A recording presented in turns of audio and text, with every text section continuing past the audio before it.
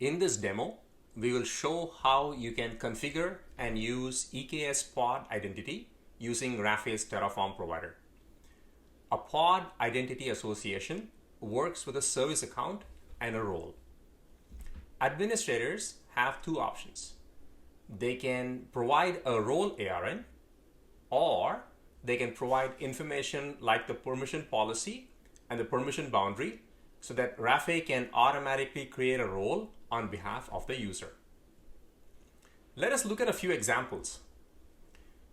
In the first example, we have a user that has provided a policy ARN. Rafay takes care of everything needed to build a role using this ARN.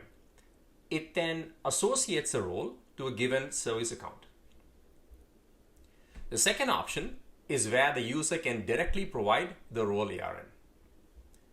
The third option is where the user can use well-known policies. For example, things like Cert Manager and EBS CSI Controller have well-known policies. Now let's see this in action. With Rafay, admins can provide pod identity associations either during initial cluster provisioning, also known as day 1, or after the cluster has been provisioned, known as day 2. In this demo, we have already provisioned an EKS cluster using Rafay's Terraform provider. On day 2, we want to add 2 pod identity associations into the existing cluster. Let's update our existing Terraform infrastructure's code and apply it. It's been successful. Now let's verify if the pod identity associations have been created by using Rafay's Zero Trust kubectl shell. Admins with privileges to access the AWS console can also view the pod identity associations there. Now let's see how applications can leverage pod identities. In this example, we have an application that needs to query AWS S3 and list the available buckets. At this point, it does not have permissions to do this because the service account is set to default, which obviously does not have any role associations. Now let's update the deployment so that it can use pod identity association. Previously, we had created 2 associations and one of them has the required policy for S3.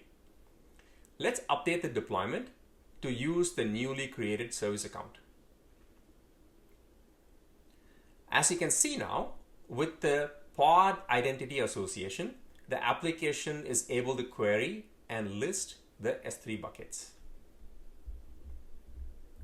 Admins can also delete pod identity associations in EKS clusters using Rafay's Terraform provider. Now let's check if it's been removed from our EKS cluster using Rafay's Zero Trust kubectl shell.